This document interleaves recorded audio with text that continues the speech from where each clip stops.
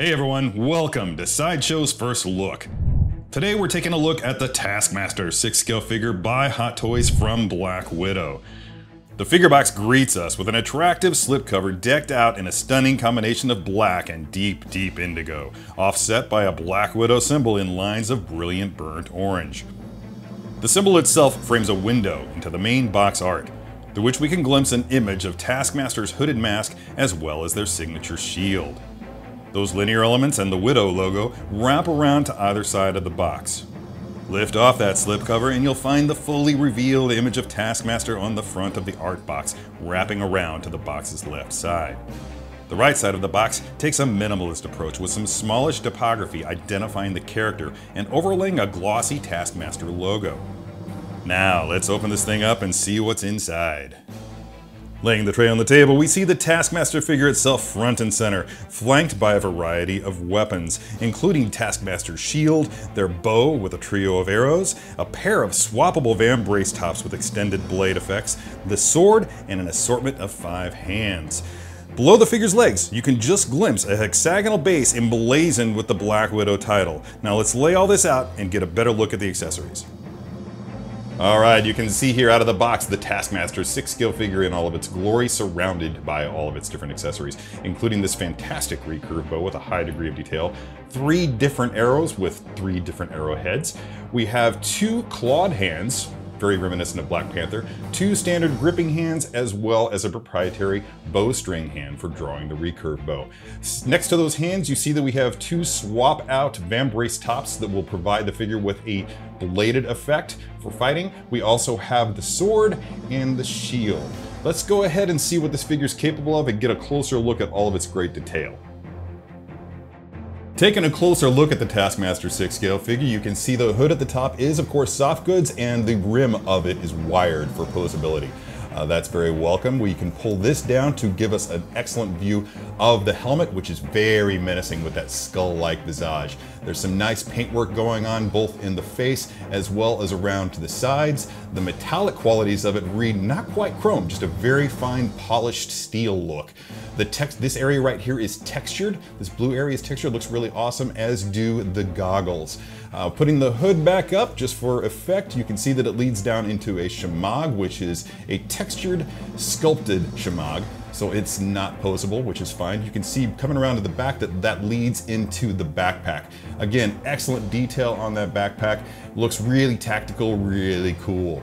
Moving on down, you can see that there are also some polished steel shoulder pauldrons going on there, and some excellent paintwork in the blues and in the oranges on the armor on the front.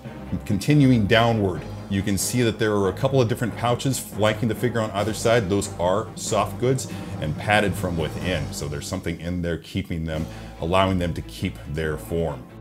Beneath the armor, we have a soft goods costume. Feels like a bit of nylon going on there. And continuing down, you can see that we also have some armor elements on the legs. Again, paintwork is consistent from top to bottom. Everything reads very realistic. It does look like it just stepped off of the screen. Moving down into the boots, you can see that it is a split boot. So we're gonna get quite a bit of mobility down there at the bottom, allowing us to hit some deep poses. And that's about it. Let's go ahead and see what the range of motion is on this beast. Alright, now let's show you what this figure is capable of. If you take the hood down, we can better see what the articulation is like on this double jointed neck. So you can actually get some thrust forward with that, as well as bending it back a little bit. So you can really get a lot of motion there. It also comes back quite a ways and leans back, yeah, quite a bit there too. So that's nice. We also get it rocking about this far to one side and to the other. So that's cool. And it turns, of course, as far as you need it to. Moving down to the arms, you can see that the arm will come all the way up. Both of them will, obviously. And each arm will go all the way up to the front and come around to the back, about that far. The elbow will bend a little bit north of 90. And of course, we have the standard wrist pegs, allowing you to get the usual amount of motion out of there. Moving down to the torso, you can see that we have some armored elements here, which might indicate that it won't move, but we do get a fair degree of lean to either side. The torso will bend a little bit in spite of that armor, mostly at the lower area of the torso, and it will bend back nicely. So we've got a nice range of motion there. Additionally, we get a nice torso twist. So you'll be able to get quite a few dynamic poses out of this figure. Moving down to the hips and legs, you can see that the figure's legs will come out to the side quite a ways without putting any undue stress on the crotch of the pants. You can bring the leg pretty much all the way out to the front. Don't see you needing to go any higher than that, and a little bit to the back as well. The knee, of course, is a double ratcheted joint. Very slightly perceptible there. And moving down to the boot, you get a nice bit of a play because it is a split boot, especially if you move that up. Rocking forward, rocking back, rocking side to side. In general, it's just rocking. Also worth pointing out that you can get the leg to rotate at the femur, in or out. Additionally, you can see here that the arm is split at the bicep, so you can rotate it back and forth however you choose.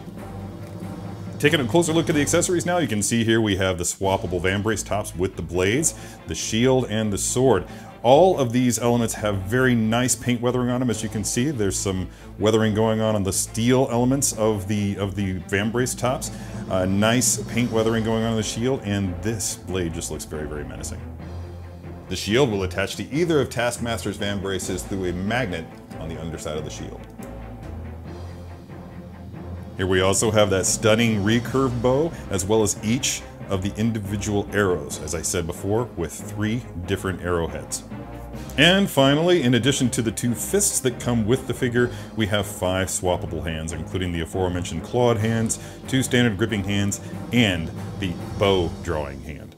And lastly, we have a traditional hexagonal base with a standard groin grabber support. The base itself features the Taskmaster logo on the front, as well as an attractive Black Widow logo on the top. This has been Sideshow's first look at the Taskmaster 6-scale figure by Hot Toys from Black Widow. For more information about this figure, follow the link below and be sure to tune in to Unsealed and Revealed for more 6-scale figure action. Thanks for watching, and don't forget to let your geek side show.